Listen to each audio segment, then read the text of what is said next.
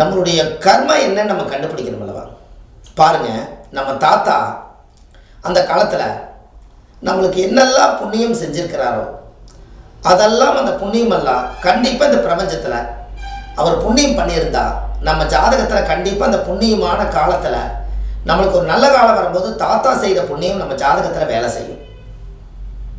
அதே தாத்தா பாவம் ஏதாவது செஞ்சுருந்தாருன்னா அது கெட்ட நேரம் வரும்போது அந்த தாத்தா செஞ்ச பாவத்தை நீங்கள் அனுபவிச்சுட்டு இருப்பீங்க. இதுதான் கர்மா வழின்னு சொல்கிறாங்க. அப்பாவுடைய சொத்து பிள்ளைக்குத்தானா, அப்பாவுடைய பாவம் பிள்ளைக்குத்தானே. ஆனால் அப்பா நான் பாவம் செய்யலைன்னு சொன்னால் அவரை பெற்றவர் தாத்தா, அவர் செய்த பாவம் அவருடைய பிளட் வழியே இங்கே தானே வரும். அவருடைய தாத்தாவோட தாத்தா, அவரோட மூதாதிகள், அதாவது ஒரு 7 தலைமுறை ஒரு ஜென்மம் சொல்கிறோம். 21 தலைமுறையில் இருந்து அப்படியே முன்னோர்கள் வாழ்ந்துட்டு ஒவ்வொருத்தரவா ஒரு இறக்குமதியை அந்த உலகத்துக்கு மனித பிறப்பை எடுத்துட்டோம். அப்போ முன்னோர்களுடைய கர்மாவை எல்லாம் ஒரு மனிதராக இருந்து நம்மளுடைய ஜீவனாக ஒரு 6 அறிவாக இருந்து எதெல்லாம் கெடுதலோ அதையெல்லாம் நம்ம கழிக்கணும் அப்படிங்கிறதுக்காகத்தான் நம்மளுடைய கர்மாவை சுத்தப்படுத்துறதுக்கு தான் இந்த மனித பிறவி நம்ம எடுத்திருக்கோம். இந்த மனித பிறவியில் உங்களுக்கு கோவில், தானம், தர்மம், புண்ணியம் இதெல்லாமே உங்கள் கண்ணுக்கு தெரியுதே. இது எல்லாம் பார்த்து செஞ்சு தான் நம்மளுடைய ஜென்ரேஷனில் நம்ம கர்மா நம்மளோட போய் அடுத்த நம்மளுடைய சந்ததிகளுக்கு வராமல் இருப்பதற்காகத்தான் புண்ணியம் செய்வதற்கே புண்ணியம் செய்திருக்க வேண்டும். நீங்கள் செய்கிற புண்ணியம்தான் உங்கள் அடுத்த சந்ததிக்கு போய் சேர்த்த போகுது. அதில் ஒன்றும் மாற்றம் இல்லைங்களே. தர்மங்கள் செய்ய கர்மங்கள் குறையுமா? தீர்மானம் எந்த பக்கலையுமே இல்லை. கொஞ்சம் குறைக்கல இந்த ஜென்மம் எடுத்ததுக்கு.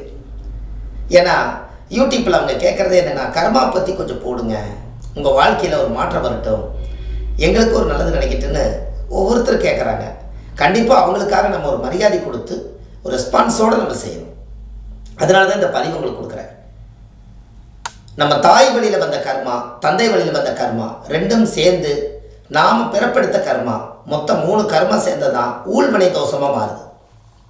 ஒரு ஜாதகத்தில் திதி, நட்சத்திரம், கரணம், கிழமை, யோகம் 5 அங்கங்கள் சேர்ந்தது பஞ்சாங்கம். இதெல்லாம் நாம் சிசரின் பண்ணி குழந்தை எடுத்து நம்ம இந்த திதி நட்சத்திரத்தை கேட்ச் பண்ண முடியாது. பிறப்பிலேயே எழுதப்பட்ட விதி தான்.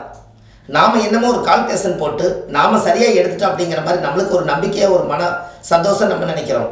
ஆனால் அதையும் கடவுள் அந்த ஞானத்தை கொடுத்து நீ இந்த டயத்தில் எடுத்தாலும் நான் இப்படித்தான் உன் கர்மாக்குள்ளே வருவேன்னு சொல்லி அது அட்வான்ஸாக இருக்க. என்ன பண்ணினாலும் விதியை மாற்ற முடியாது உங்கள் வாழ்க்கையில். அதே போல் அது விதி தானே, இருந்துட்டு போகட்டும், விதி போல தான் நடக்குது, நம்ம எதுக்கு சாஸ்திரத்தை ரொம்ப கையாளணும்னு நீங்கள் நினைக்க வேண்டாம். அந்த விதிங்கிற பொறுமையில் எல்லாத்தையுமே தூக்கி அதுக்குள்ளே வச்சாலும் கூட அந்த விதியிலிருந்து போன ஜென்மத்தில் வாங்கி வந்த கர்மாவை விதின்னு நம்ம நினச்சிட்டு இருக்கிறோம். இந்த ஜென்மத்தில் குறைச்சா அது மதி. அந்த மதிங்கிறது என்ன? மதினா சந்திரன். அப்போ மதிங்கிறது மதி நுட்பத்தோட வாழு அப்படின்னு அந்த காலத்தில் முன்னோர்கள் அதை சொன்னாங்க. நம்மளுக்கு இவ்வளவுதான் விதி நம்ம நினைக்க வேண்டாம். அதை முறியடிக்கிறதுக்கு சகல வழிகள் இருக்குது. ஏன்னா 120 வருஷம் ஒரு மனிதனுடைய ஆயுள். 60 வருஷத்துக்குள்ளே வாழ்க்கையை ரிட்டையர்ட் ஆக்கிடுறோம். அப்போ 20 வயசில் இளமையும் 20லேருந்து 40 வயசுக்குள்ள ஒரு நடுத்தரமான வாழ்க்கையும் 40லேருந்து 60க்குள்ள முதுமையான வாழ்க்கைக்கே நம்ம போயிடுறோம். அப்போ எப்போத்தான் நம்ம வாழ்க்கையில் நல்லா இருப்போம் நீங்கள் நினச்சி பாருங்கள். எப்போ வேணாலும் நம்ம நல்லா இருக்கலாங்கிறதுக்கு காலங்கள் பத்தாது. உடம்பு மெலிஞ்சிரும்.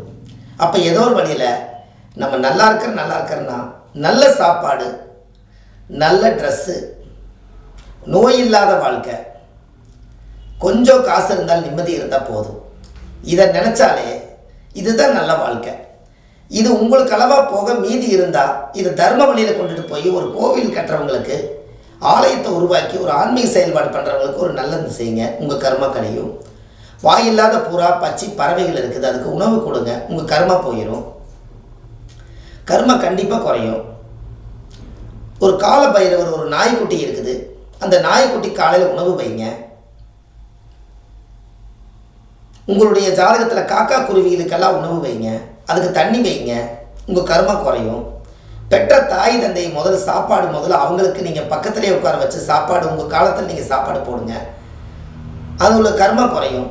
நம்ம பெற்றவங்களை நம்ம சௌரியத்துக்காக நம்ம வாழ்கிறதுக்காக அவங்க வெளியே இருந்தாங்கன்னா அது கர்மா குறையாது. நம்ம வீட்டிலேயே இருந்து அவங்கள சாப்பிட வச்சு அவங்களோட ஆயுள் பூர்ண ஆயுளாக இருந்து நல்ல விதமாக அவங்க ஆத்ம சாந்தியானதை எடுத்து அடக்கம் பண்ணினா தான் நம்மளுக்கு கர்மா குறையும்.